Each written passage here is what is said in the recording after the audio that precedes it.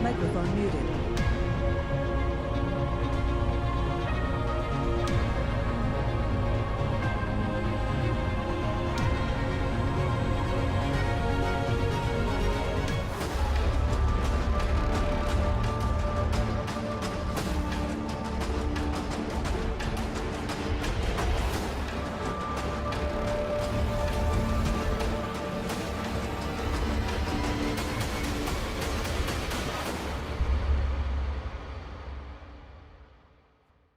Regarding the heartbeat film, why force a rape or incest victim to carry a pregnancy to term? Hello, and what it you're doesn't require hearing that at now all, is because, Greg Abbott, so obviously- let's mute that. We'll be playing his dulcet tones in a few minutes.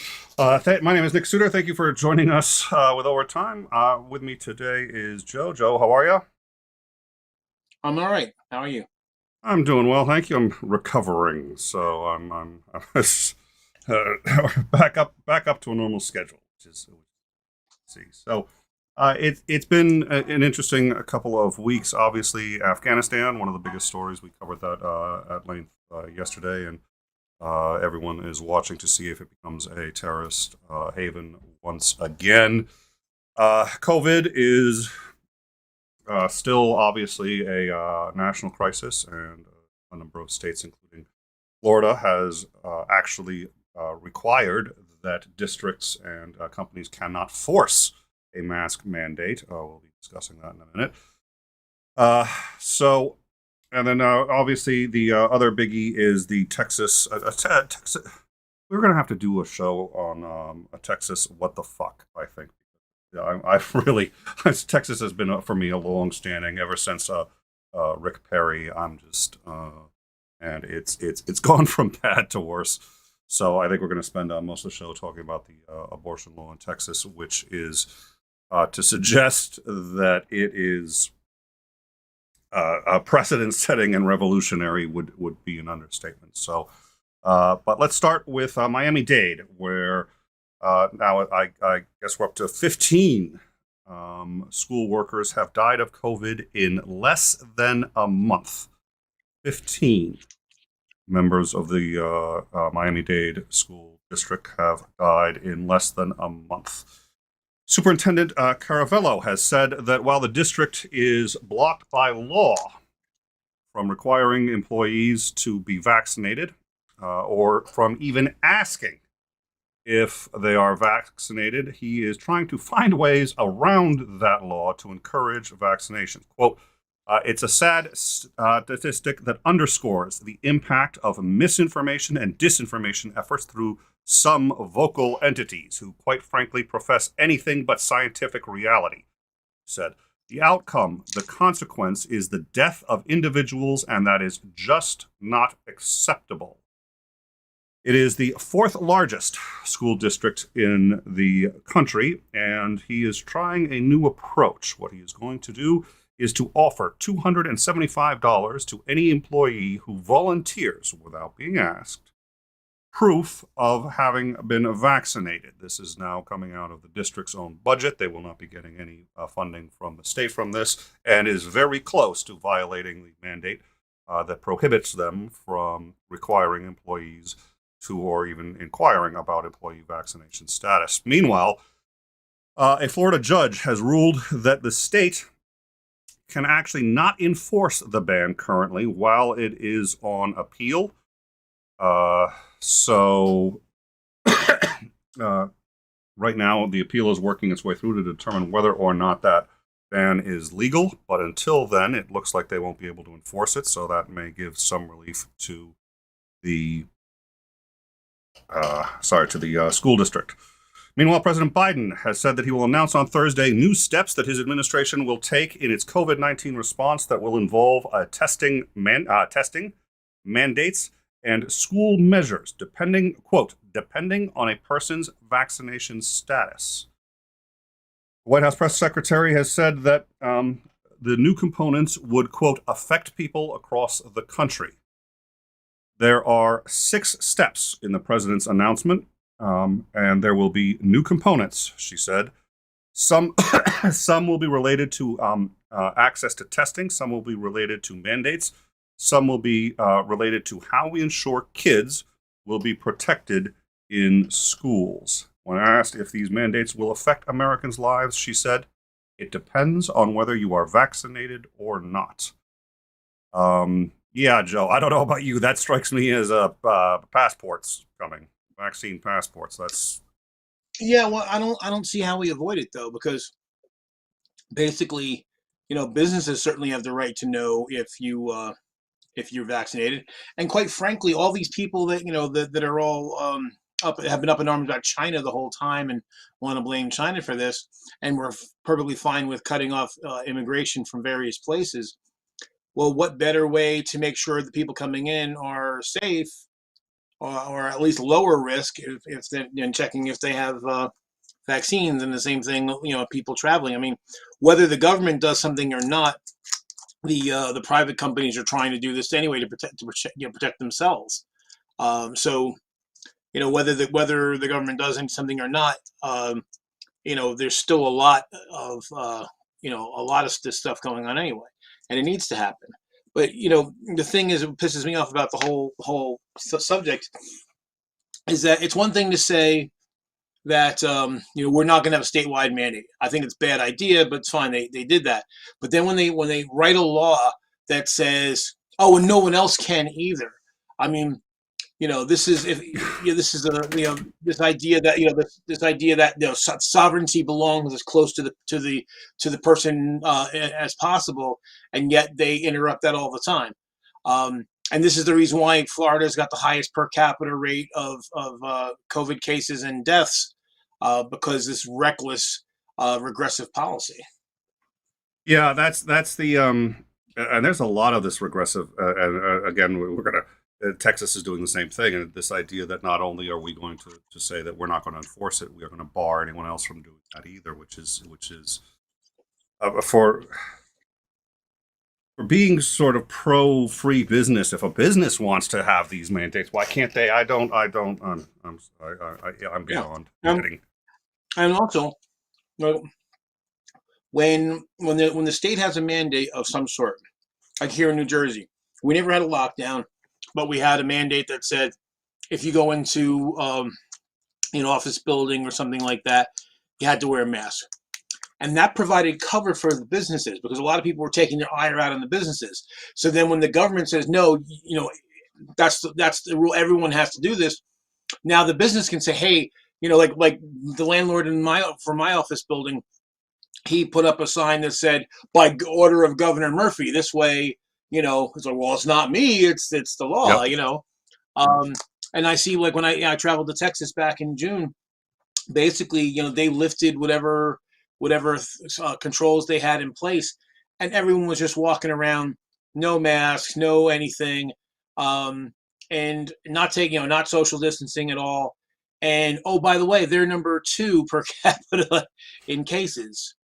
For I mean, it's like they think that somehow it's a sign of bravery not to take precautions, and that somehow being brave will make the virus not affect them.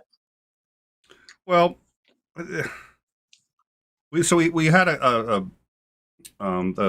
guest on a while ago who was talking about human beings and our irrational behavior, just how irrational we are, and we focus on, especially people who like to consider ourselves rational, we focus on the rationality, but the difference between a rational person and irrational, like 1%. I mean, it's just we're still, even the rational people are still mostly irrational. We just happen to be better at it on a couple of occasions, and usually through practice. But this idea that our freedom is more important than a mask mandate, and that somehow it's a slippery slope. It's like, okay, the government can mandate that I wear a loincloth, right? I can't go out naked into a McDonald's. And nobody questions that. And that is for decency, really. It's either public decency or in a McDonald's, at least for sanitary reasons. And the people we're talking about would insist on that. by the way, Yes. because in their religion, modesty and all this. And mind you, we're talking about the same people who are perfectly okay with giving up freedoms under the Patriot Act because we had to, the government had to make us safe. Yeah. Which, by the way, So, you know, do you know how and many? we're way more under threat from a virus than we are of terrorists. Well, do you know how many people on average have, since Al Qaeda first decided to start trying to hit us, since they first dedicated themselves to killing Americans, to I guess what about 4 or 5 years ago? Do you know how many Americans have died on average as a result of Al Qaeda per year? 17. 17. Oh, 17. Ooh. Ooh, 17. That includes 9/11. That is obviously excluding the blowing up 12 transatlantic flights and all the other times they failed. They got one right. Congratulations. It was going to happen. So, created the largest bureaucracy in human history, violated all of our so-called freedoms and all this other stuff because of September 11th, and then, yeah. So, with the mask mandate, we're saying put on a mask to save lives, not put on some pants or put on a shirt that has sleeves when you're at the salad bar because, sanitary conditions that they've got. So we already do this. It's not about free, and somehow they've gotten triggered and locked into this. It's about freedom, and that's how. And I do think there's a fear element to it. I think we get triggered. It's a scary virus, and we want to pretend to control it. And the illusion of control comes from the theater of control, as Maudie would say, comes from saying, well, we're going to stand up and say, no, we're not, beggars can't be choosers, so they want to be. Well, like I said, though, they're on the right wing. There definitely seems to be, a lot of them will like to say stuff like, well, I'm willing to take the risk, and it's like, but of course, the mask isn't protecting the wearer so much, a little bit, but it's more protecting people around the wearer. So they just don't, but they're so egocentric. It's all about, well, I'm willing to take the risk. Well, that's fine. If you want to take the risk for yourself, I don't really care. But the fact that when your choices put others at risk, that's when it matters.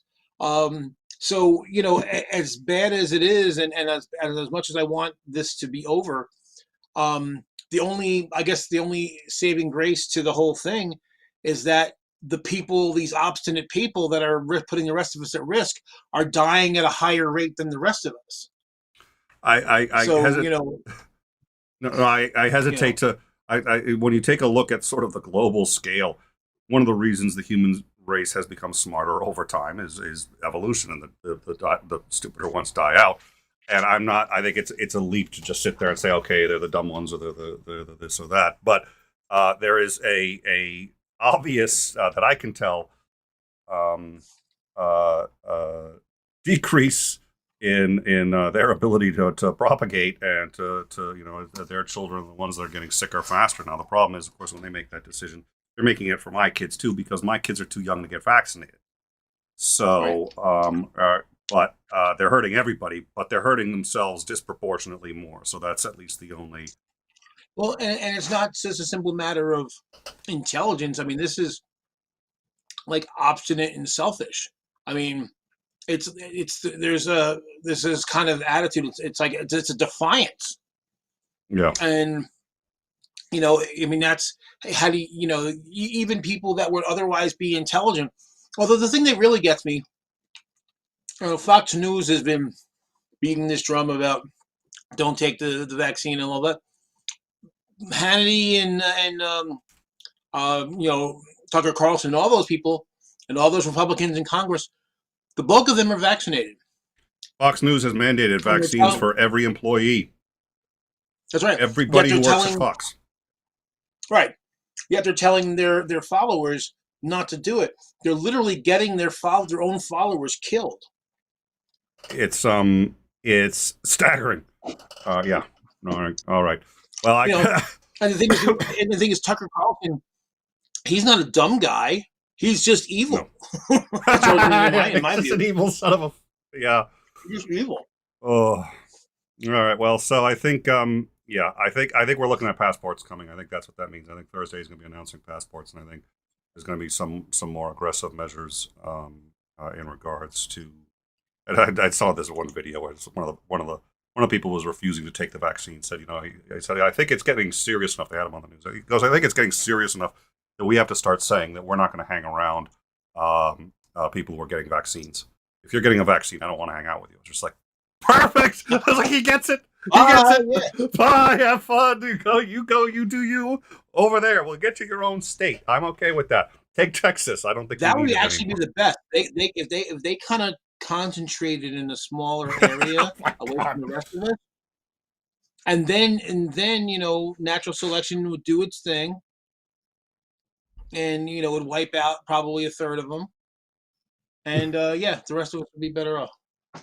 All right. So now we did discuss Afghanistan, and the big question is now what's going to happen. Now there have been situations. We discussed this yesterday. I think we had a lot of interesting elements of the discussion. One that I hadn't even considered and now seems so obvious is we're in, quote, perpetual wars all over the place. We're still in South Korea. We have people right at the parallel, and we don't bat an eyelash. We still have military bases in Japan and Germany, and they're friends now, but we keep the bases there. So there was very little. We haven't had a combat death in Afghanistan in at least like a year. And they were still fighting, but it was all their people who were dying. So this idea that, well, we don't want to stay in there forever, and yet we've actually, on so many places in the world, decided that we're willing to do that.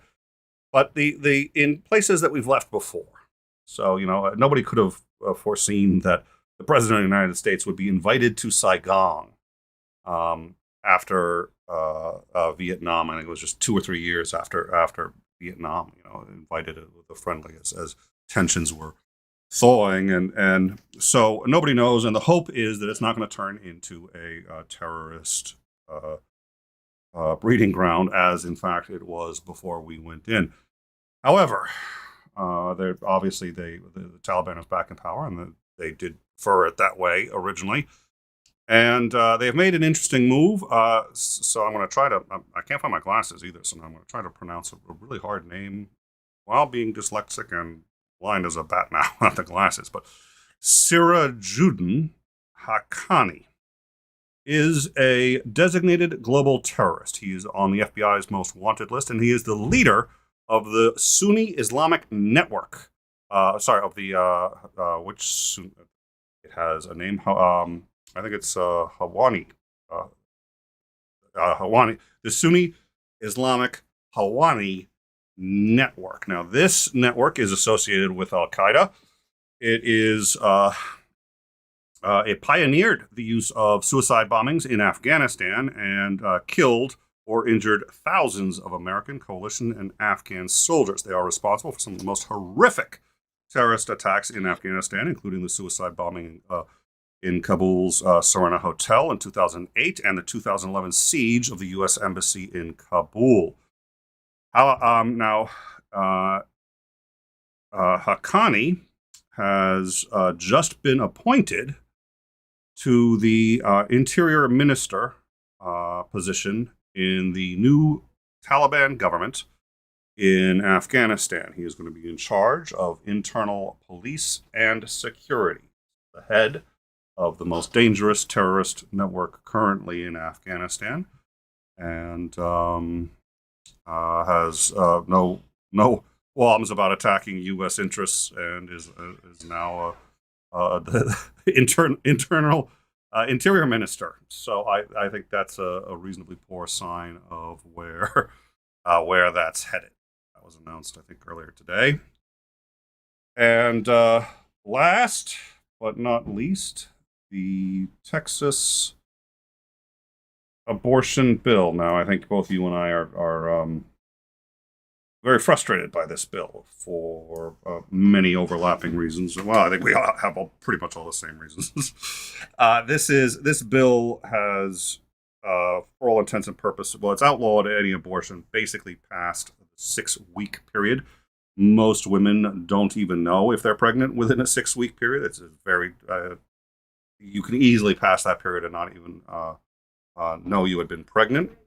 It appears to be an end run around the ban on abortions, and it's essentially legislating or making abortions impossible. It's very similar to the original, when blacks were first given the right to vote in the United States, it was illegal to bar blacks from voting booths. So they said, okay, fine, but most of them at the time couldn't read. So what they did was they just said, oh, you have to be able to read the instructions, and if you can't read the instructions, you can't vote. And that was their way of legislating blacks so that they couldn't vote, despite the fact technically they could. So there's a lot to this lawsuit. I do have the video from Abbott, but I wanted to get sort of your take on the overall situation first, and then we can get into some of the details. Well, I think the biggest takeaway, I mean, there's all the obvious things, all the obvious problems with it. But to me, one of the scariest parts about it is beyond what it does to women's health and any pregnant person, because obviously trans men can potentially get pregnant, is that this talk about an end run, the Supreme Court, by not picking up the case, didn't have to weigh in on Roe versus Wade, but effectively allowed the law to strip Roe versus Wade. If they actually had to address it, they would have to go on the record to effectively to in fact overturn Roe versus Wade. Well, this way they got to overturn Roe versus Wade without actually doing it. Well, and Roberts was on the dissent for this one, but if I recall correctly, what happened was, so they tried to get the law tossed out as unconstitutional, and the Supreme Court refused to look at it. But their argument was it's because it hadn't gone through an appeal process, and there was no active case, and the law hadn't even gone into effect yet, so they would not look at the constitutionality of it. Now, I don't think that precludes them looking at it, and my thinking has been that that's actually sort of what Texas wants to do, is they want to force Roe v. Wade back onto the table, but they've done some staggering, just unprecedented stuff. Well, no, but what you're missing here is that now they don't have to. Now, because that law is going to sit on the books, because the Supreme Court, because basically the lower court basically said it was okay. And that lower court was a Trump-stacked court, 3-judge panel. So now, at least for that circuit, any law like that's going to be legal. So that allows all the states in that circuit to basically pass identical or very similar laws. And then, if the Supreme Court continues to say, well, we're not going to even look at the law, we're not going to even test the case, then that stays on the books that way. So this way, all the states, effectively the states that want to ban abortion, can get away with it, and in spite of Roe versus Wade. So this is actually almost more cynical. So okay, so that gets me to a couple questions. So now this is the second major time that Texas has been doing stuff like this all the time. But this is the second major time that Texas has made headlines doing what they're doing. One of the things that they had done was they had made a large number of regulatory mandates for health clinics that could potentially provide abortions, including that they have a full-time doctor on staff, that they have access to an ambulance, and all of these other things. Now, this would be even if you were providing. You are muted. Oh, and they also had like crazy stuff like the hallways had to be a certain size. You had to be able to get two gurneys through in each direction, even if it's not a hospital. It didn't. It could just be an academic. But please continue. Yeah, and that was continued, and that of course was sized purposely because they knew that would make most of the clinics not be in compliance. And so none of the clinics could provide abortions, even if the abortion was nothing more than taking a pill. You would have to have an ER doctor on hand in case something went wrong, even though that wasn't okay, it's a medical procedure. So this effectively, if I recall, reduced the number of clinics that could actually legally operate and perform an abortion that could meet these requirements to one in the entire state of Texas. So this was obviously nothing more than an attempt to legislate a woman's right to choose off the table and to take it away by legislative means, as opposed to outright denying it to them. And not only does it punish the women, the pregnant person, it also punishes anyone who tries to help them. Yes, and I want to get into that. And then Titan just brought up, and this was the one I wanted to remember too. So thank you, Titan. The doctors had to have local hospital privileges, so you had to get you're not gonna no doctor's gonna be able to make money working at a clinic and staying at the clinic, so they're gonna have to find a doctor who's already there. It was explicitly designed to ban abortions without banning abortions. Now, this led to Women's Health versus Hellerstedt, where the Supreme Court said that's exactly what you're doing. You are creating an undue burden. So the ruling was that they said that Texas could not place restrictions on the delivery of abortion services that created a, quote, undue burden for women seeking an abortion. This was explicitly to address the fact that Texas was making it just so many hurdles to get one that now drop abortions down to zero. It had been wildly successful. So first of all, I have no idea how this does not violate that, because that's exactly why. I mean, the 6 weeks is not, and it's 6 weeks. So 6 weeks from the moment that you are pregnant is the time limit that you got on this. So if you don't, how are you going to know that you can't even get, the best of my knowledge, the fastest test that you can get, the most accurate test that can tell whether or not you're pregnant, only works at 4 weeks.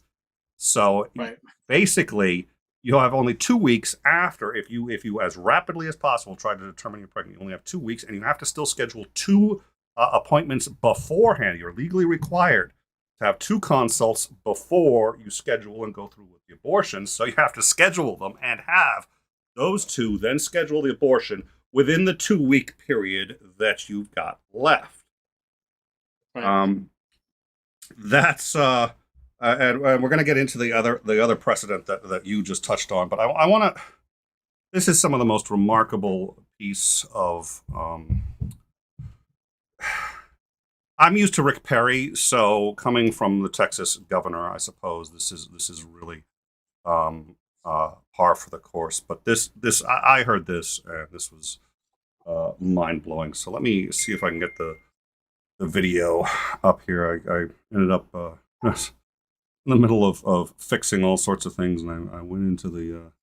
We're on a bit of a backup system, so everything's going to be a little slower and a little more buggy, but it's in time.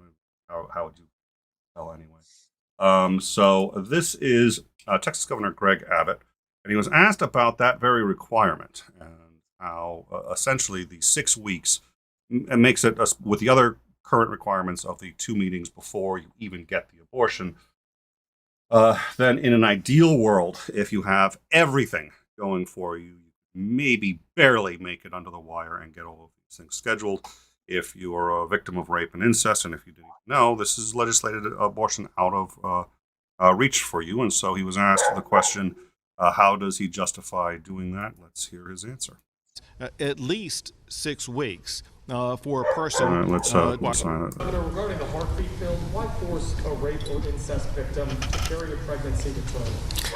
It doesn't require that at all, because obviously it provides at least 6 weeks for a person to be able to get an abortion. And so for one, it doesn't provide that. That said, however, let's make something very clear. Rape is a crime, and Texas will work tirelessly to make sure that we eliminate all rapists from the streets of Texas by aggressively going out and arresting them and prosecuting them and getting them off the streets. Rape is a crime. Golly gee whiz, thank you for that. There's an episode of Family Guy where Lois is running for mayor, and she said, "I don't know any of the issues. I don't know." I said, "No, that's okay. Whenever you just need a soundbite, and every time somebody asks you a question, you don't have the answer. Change it to something else. Talk about something else." And he said, "Well, what do I talk about?" Well, 9/11.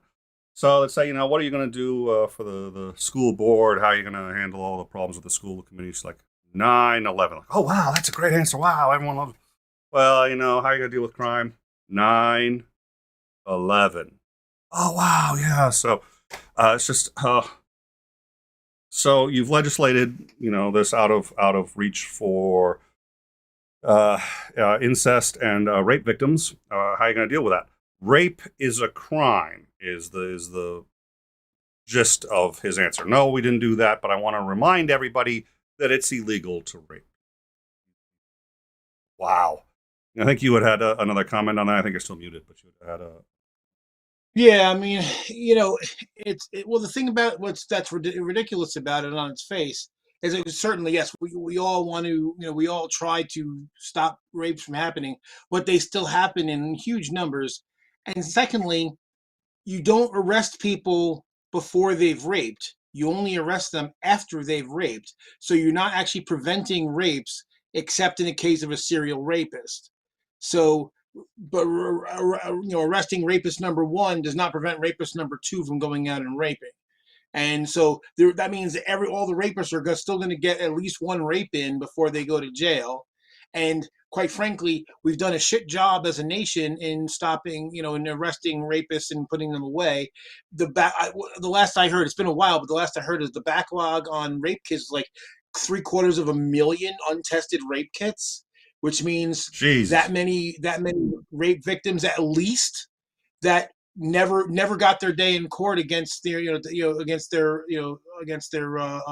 the person that they're accusing, or they would be accusing if they actually were able to present the evidence. Because this is one thing I always like to remind. There's a lot of the He-Man Woman Hater Club, the incel / CFL / MGTOW / IMRA. It's the same fucking guy with the different initials, but they always love to point to the fact that there's a certain number of rapes that they're basically considered unsubstantiated, and it doesn't mean that they weren't raped. It just means that there's not enough evidence to bring it to trial. Yeah. And then they like to say, "Oh, well, say she was lying." No, it doesn't necessarily mean that at all. It means that the police couldn't gather enough evidence, or couldn't present enough, or the prosecutor couldn't present enough evidence to sustain a charge, and they're not going to go into court unless they think they have a chance of winning. But 750,000 rape kits backed up, at least, do something about that. So that's why it's such horseshit. It's just we know it's a lie, but it's an even bigger lie than it appears on its face. Somebody said the other day, like, if you could punch anybody and not have any consequences to it. That's funny. That's how I felt about Rick Perry. If I made that list, the number of Texas governors that are on that list is disproportionately. Yeah. And then the other really frightening thing about this law, that again, that's not getting too much airplay, or not enough airplay, I should say, is this idea that average citizens who were not impacted by a woman's abortion at all can sue the people who provided the abortion, people who transported her to get the abortion, anything that has. So if it's 6 weeks in a day and you know about it, and they have this Gestapo-like website where you can drop dime on people and say, hey, that person helped somebody go get an abortion in violation of our draconian law. And then you can sue them in a civil case, even though you have no standing whatsoever. let's unpack that, because this is, to the best of my knowledge, a first in U.S. history. It is, to the best of my knowledge, unprecedented in anything going back. Adam Smith going back, anything, the foundation of Western civilization. This is a violation of the central tenet of how laws operate. Now, in a civil case, basically, you have somebody who has wronged you, and you try to get some form of compensation for it. You can't send the person to jail. You can't, but you get either your money back, and the state just balances out, and that's a civil case. In a criminal case, what you have is, you may have wronged me criminally, but I don't get to go after you for that. The state has a representative that comes in and represents the state, who says somebody in our state has been wronged, and we are defending on behalf of that person. So it's the state versus the murderer. This guy killed someone. We represent the state, and we represent the community that has been wronged by him, and we want this person in jail for the rest of his life, so on and so forth. So in all of these cases, there has to be standing. You have to have been aggrieved somehow in order to go to court. Now, when Texas said that they wanted to overturn the election results in oh dear Lord, help me. They sued. Oh Jesus! Well, it wasn't South Carolina, but they sued to get to overturn the election results with Trump. They said that the election was done poorly, and so on behalf of the citizens, and they were thrown out by the U.S. Supreme Court for not having standing. It's because Texas doesn't get to sue on behalf of the citizens of Jesus. I can't believe I've forgotten the state. Somebody will put it in the live chat, but they can't sit there and sue on behalf of the citizens of another state. They don't have standing. They weren't directly affected or wronged by that process. This law in Texas violates that central and, to the best of just that core tenet of the entire Western judicial system, which is that if you were not affected, you don't get to have a say in the conversation, and has said that if you are aware of somebody who got an abortion on that, as you said, one day after 6 weeks, you can sue them. You are entitled to $10,000. You are entitled to legal fees if you win, and you actually prosecute the suit essentially on behalf of the state. Now, they're not saying on behalf of the state, but that's what it's a state law that somebody else violated. The state ostensibly is the victim because it's somebody violated a state law, and instead of a district attorney prosecuting the case and going after them, which they cannot do because it would violate Roe v. Wade, they are empowering every citizen of Texas to sue anybody that and like you said, if the person who drove the woman to the clinic to get the abortion can be sued, the person who let them in, everybody at the clinic, the woman who got the abortion herself, they can all be sued, and as many people who want to can jump on that bandwagon. So you could have 20, 30, 40 people suing people they've never even met for getting an abortion. And the thing is, to what you were saying about, the longstanding principle. I mean, I've been watching a lot of legal channels the last couple of years, and I'm no lawyer, of course, but I was watching this thing that talked about civil cases, and how not only do you, generally speaking, have to prove that you were harmed in some way, you have to have some form of remedy possible. There has to be a possible remedy. So there's some way you make. So there's sometimes people have been aggrieved, and the law acknowledges they've been aggrieved, but because there's no way to provide a remedy, their cases basically get tossed.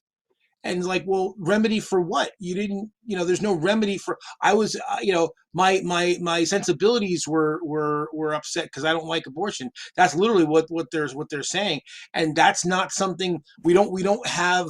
You don't generally get compensation for your sensibilities because there's no way to compensate. There's no way to calculate a compensation for that. Well, it's not. I mean, listen. If somebody's playing loud music, if somebody's playing rap music that you don't like and it uses the N-word and you get offended, it's a public space. You are going to have to withstand some sensibilities, and you're going to have to withstand people doing things that you don't like. If you don't like two boys kissing, and you see two boys kissing, guess what? They have a right to. So if you are completely pro-life, I get that it's got to be very painful to live in a society that does not respect life in the way that you think it needs to be respected, and I get that, but that is not. It's a democracy. It's a free country, and that's where our laws have landed. And there are ways to, and that's where also this thing from Abbott here pisses me off, is because he's lying about, and he lied about something else, which was an outright lie that you called earlier, which was he said you have at least 6 weeks. No, it's at most 6 weeks. Those are two very different sentiments. He said you have, and I'm going to play that clip again, but he said you have at least 6 weeks. No, it's at most 6 weeks, and that is an extraordinarily important distinction. Right, and when you throw in the fact that, like you said earlier, that since the most accurate tests, a pregnant person wouldn't know they're pregnant until around 4 weeks at the earliest. It gives them very little time, and plus the fact that so many clinics are forced to close under previous bullshit laws. In some cases, the burden that are placed on people to be able, because they have effectively have to have 3 visits. Well, 3 visits in 2 weeks, you may lose your job because Well, you that's a may good have to point too. take a lot of time off work because there's no community health near you, which is a problem with states with large rural areas to begin with. Well, and I mean, listen,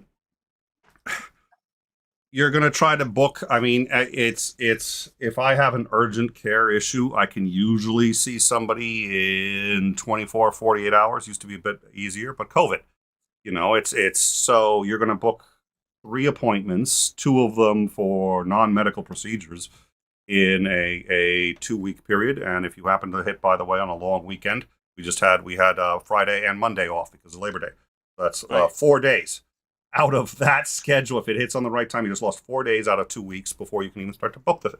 It's insane. It is a lie that this is respecting. I think it frustrates me that so many people, especially by the way in Texas, just sit there and say the sort of the more conservative who say I'm tired of politicians lying. I'm tired of them not saying what they mean. I'm tired of them being dishonest. This guy here is saying that, oh, this isn't restrictive and anyone can meet it and it's at least 6 weeks and it's all these other things. This law was explicitly designed to ban abortions. Now, if you're pro-life and you've decided that you think this country should not allow abortion under any set of circumstances, you know what? That's fine. That's absolutely fine. Have that opinion, discuss that opinion, and if you decide you want to try to legislate that opinion and you find a way to do it and you end up overturning Roe v. Wade, that's all well and good. That's all fine. That's all one set of circumstances. But at least you're being honest about what it is you're trying to do, what your views are, and how and why. This guy's lying to absolutely everybody. He's saying, "Oh no, we respect the Supreme Court's decision. We respect a woman's right to choose because it is their constitutional right. But we're going to give you, if you're lucky, 2 weeks, practically speaking, to solve this problem, and that's perfectly reasonable. Let's call a spade a spade." Well, and this comes from the party that's supposedly for small government. Um, So this massive regulation on a medical procedure by the party of small government, supposedly.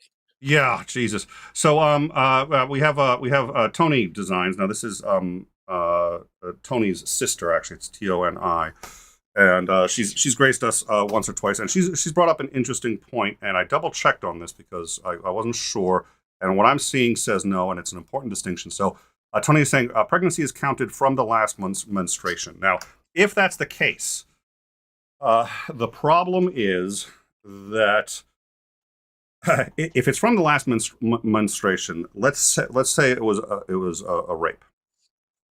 If you were raped, let's say 2 or 3 weeks from your last menstruation, A, you would never be able to tell you were pregnant, and B, if it's 6 weeks from your last menstruation, then by the time you could actually take a test to determine you're pregnant, which would be about 4 weeks, you have passed the 6 week period.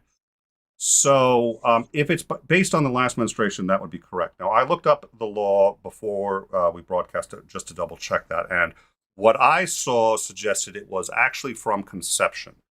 So it would be 6 weeks. If it was rape or incest, it would be 6 weeks from that time going forward. So if that's the case, I hate to say that's more reasonable, because I don't see reason within 100 miles of any of this.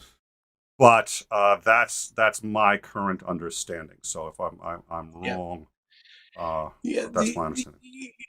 And Maya did. She's making a very good and sarcastic comment that what they're not trying to punish the mother; they just really care about life. And I added, until it's born. It's amazing how much the right wing loves the fetus and they hate children because they won't give, there's no Head Start, no neonatal care. They don't want to give welfare, they don't want to give food stamps, they don't even want to let children, have a mandate to make children wear masks so they don't spread disease to one another, but they sure as fuck want to make sure you get born. Yeah. Yeah. The only saving grace in all of this is that there have been a number of troll bot sites that basically are like basically spamming the website they put up. And in fact, the first one closed down because of all the spam. The second one got shut down by the provider, because basically, a lot of providers don't want to be part of, this grotesque, Nazi-esque invasion of privacy. So there's people on the case trying to make it not work. That's a good. I hadn't really. It is Gestapo tactics. I hadn't even really. Yeah. But I mean, if you got a website that's saying, "Tell us what your neighbor is doing," and when they're, I mean, Yeah, I mean, it's everything. You think of every right wing dictator, every left wing dictator, they all had secret police where you turn your neighbors in, and that's what this smacks of. Yeah, yeah. Well, and the I mean, it's unprecedented. It is unprecedented. It's the second major violation of, and I think yeah, the FACE Act, but it's the second time now that they've had to go before the Supreme Court for trying to legislatively just litigate, or not litigate, but what is it when you use like nuisances to create barriers? But there's an actual term for that, but it escapes me. But it's the second time they've really done these shenanigans, and but this time, the ignoring of hundreds of years of legal precedent to say that you can sue anybody. I mean, they have essentially deputized the entire state of Texas into the district attorney's office. It's staggering, and I'll acknowledge there's some, like this is civil, not criminal. The funny thing is, yeah, please. And I could be wrong, but to my knowledge, again, I haven't verified this, but at least so far, I haven't heard about any requirement that if you're doing this, that it's under penalty of perjury. So people this could be like the Salem witch trials, where people just, I don't like that woman, and I'm just gonna I'm just gonna lie about her and get her in trouble. And even if she's innocent, she still has to go through the act of defending herself. Well, and that's literally what the yeah, Salem witch trials were all about. No, I think it's going to be weaponized, and then you're also going to get people who think that they're really, didn't Mary, Mary had been looking kind of sick for a little while, and she vanished for a day, and she said she was at the spa, but she didn't look like she had any, do you think maybe, and then, hey, look, there's no harm, right? It doesn't cost them anything, so they just go out and accuse her and sit there, and if they're right at it, what this is going to do to the court systems, yeah. And exactly, the fucking DMCA requires you to make an oath under penalty of perjury, and this fucking thing, to my knowledge, does not. Which on the plus side is the only saving grace there is that's allowed the spammers to spam the sites into oblivion because it's civil. If there's no penalty for spamming it. It's civil. Technically, there's a penalty for perjury, but in a civil court, they always assume everybody's lying. They're shocked when somebody tells the truth in civil court. It's not but yeah, I don't. Texas is amazing. I remember when Rick Perry said that they wanted to secede, and I did the math. I think they were 43rd in this country in education. It's like, okay, let's do some math here. 30% of their state budget came from the federal government, and for every dollar that they gave the federal government in taxes, they got $1.30 back. So they were getting 30, and I got 70 cents back in my state. So most of my state's money is going to theirs. They already had a budget shortfall. They're gonna somehow overcome that by getting rid of the 130% increase that they're getting back in federal money, and they're not going to use the federal highway system. They're not going to use the Navy to try to sell their oil across the sea and actually get it without piracy, getting it to somebody. What? I missed the first part. Who's doing this? No. I'm sorry. This was when Rick Perry said that they were going to secede from the Union. Rick Perry was the veiled suggestions that they were going to secede, but the reality is that lose 30% of their budget because 30% of their budget comes from the federal government. That's 30% over the money they're paying in taxes. They get $1.30 back for every dollar they send. So I'm sitting there going, can you guys add? Because you can't. You would collapse So they sit there and act like they're doing the rest of the country a favor by sticking around. I was like, no, I think the North lost the Civil War, and our punishment was to get stuck with you guys. But I'm not bitter. Hell, just moving out the military bases out of Texas territory would cause the economy to fucking collapse. Yeah, I don't. Yeah, Was it Cheese Wizard said this is one hell of a way for getting more seats in the House of Representatives, and what the thing is I know that Cheese is joking, but I'm thinking though, if that is in their mind, but I'll tell you what, if I was a woman in Texas and I was forced to give birth because of this draconian law, I'd make sure that child never ever voted Republican. I want to play the clip one more time, just because I think it merits it. And but notice what he says, because he's going to say at least. It's not at least. It's not even close to it. At least it's no more than. Those are two things. So this is Governor Greg Abbott of Texas when asked about requiring women to carry to term a child as a result of rape or incest. Governor, regarding the heartbeat bill, why force a rape or incest victim to carry a pregnancy to term?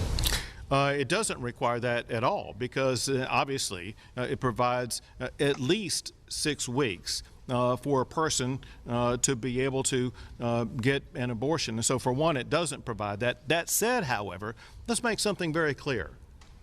Rape is a crime, and Texas will work tirelessly to make sure that we eliminate all rapists from the streets of Texas by aggressively going out and arresting them and prosecuting them and getting them off the streets.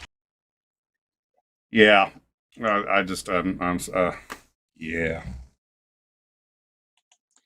I want to address Sinister. I don't know why you would want to see me give birth.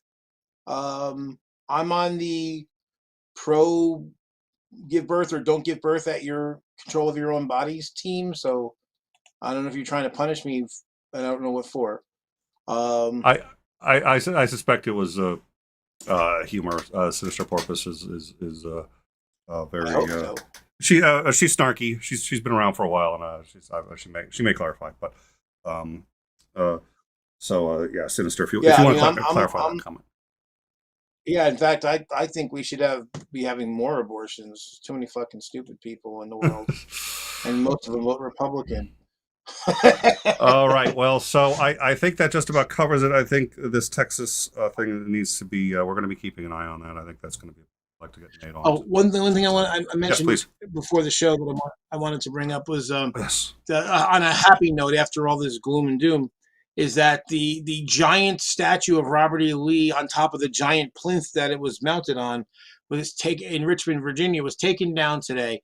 And of course, all the right-wing heads are exploding because my heritage. I actually saw somebody in the comments say, well, my great-grandparents, it's all about heritage. My great-grandparents fought on the side of the Confederacy. And I'm like, I wouldn't brag about that if I were you. This is not a point of honor. They were traitors, and they wanted to not be Americans, so they're not American heroes. They were anti-American heroes. Well, yeah, villains. And I'm all for heritage, and I'm for recognizing, that we had, they had genuine gripes in the South, and I'm for recognizing that they may have had, in some cases, spectacular military leadership and. I'd like to say that we're all Americans, them and us, and we can get over things like this that happen. But I also think that you don't glorify the people who any other potential benefits and marvelous people aside who were part of really trying to tear this country apart and trying to divide us. You don't put them up on, and there are so many other American heroes that have. Dr. Reverend Martin Luther King Jr. Let's start with him. Why don't we have enough statues of him? Well, especially when the bulk of these statues were put up not to preserve history, but to distort it. Was to put forward the lost cause narrative and the states' rights narrative, as opposed to what actually was. What I think all except one of the seceding states literally wrote down and said, "We're doing this because slavery." So they're a distortion of history.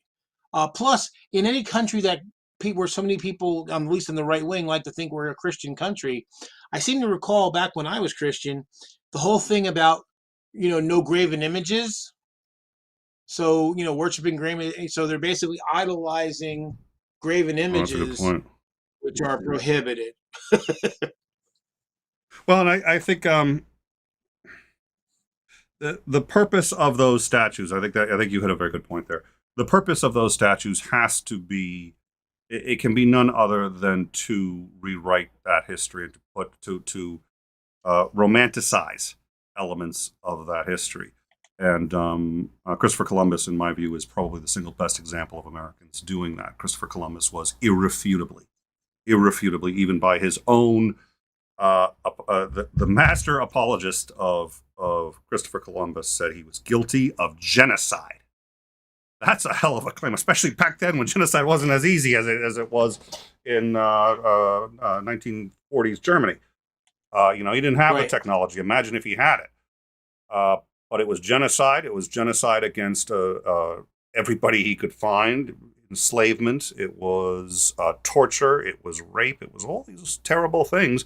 And the only reason to have a statue of him is so that we can sit there and remember what we think it's to retell the story in a way that romanticizes it and turns him into this hero, Right. which I wouldn't mind doing if he didn't have so many fucking victims.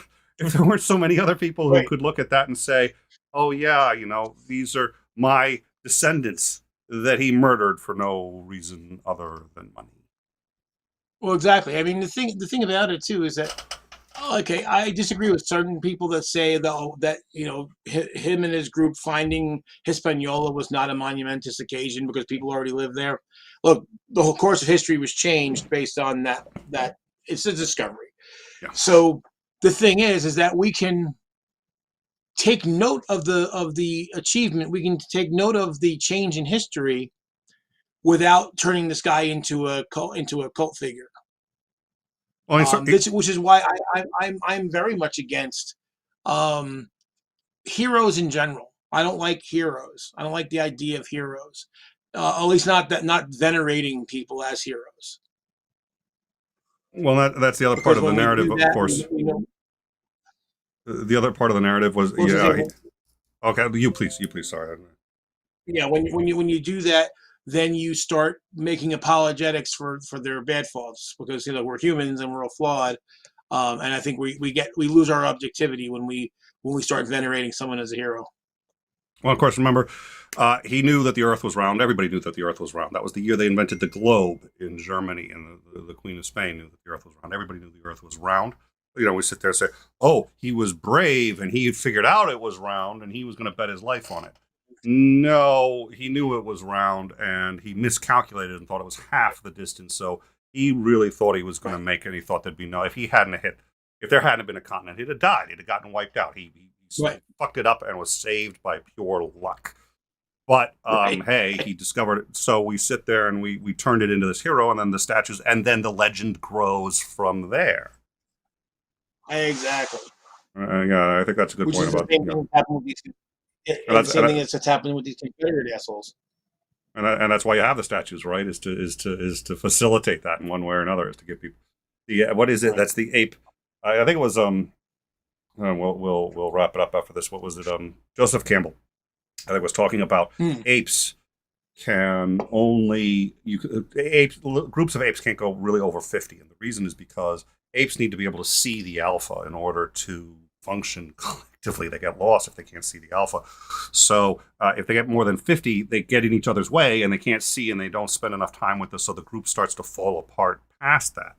And human beings actually are very much the same way, but we can substitute symbols, whether it's an American flag, whether it's whatever the symbol is, and these symbols actually do a stand-in for us. And he got into the psychology. It was a little spooky because it sort of reduces us to essentially what we are, which is apes that have gone just a bit further on the evolutionary scale. But he's like, this is why symbols are important. This is why societies that survive put them around to constantly remind you, and it works. It works whether you know it's working or not. And this is how we're hardwired. And I think that's what the symbol is of course important in Columbus, and and Lee and all these others are some probably some pretty poor choices, I think. Right. All right. Well, The other thing I just did is yes, please. I posted there was a on the governor of Virginia site, they posted about taking down the statue, and of course, all the comments. So I posted Exodus 20 verse 4 through 5, which you shall not make for yourself an image in the form of anything in heaven above, or on the earth beneath, or in the waters below. You shall not bow down to them or worship them. So it's like, hey, well, if you think you're so Christian, you think this is a Christian nation, then why the hell are you venerating statues? I mean, the RNC, they literally wheeled out a golden Trump. Yes, they did. Oh dear Lord! And it was at oh God, the RNC the breakfast. Oh, the hypocrisy going at some of those functions. But so I think we're gonna need to wrap it up. Thank you very much for joining us. We're gonna be back next week, and we'll cover another week's worth of news. I have a sneaking suspicion there's going to be a good deal of it, especially with the announcements coming Thursday out of the White House. Friday, we're going to do a After Dark. You're more than welcome to join us. It's just going to be, it's going to be a call-in show. Anyway, it's going to be an open hang. People can come on in. I'd like to get the Free Thought Prophet into. We've been discussing something about education and mockery against.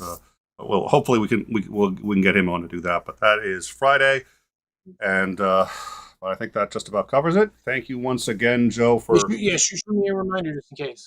Oh yeah, I will absolutely do that. Thank you, Joe, so much for for coming, and I will see you all on Friday. Good night. Microphone muted.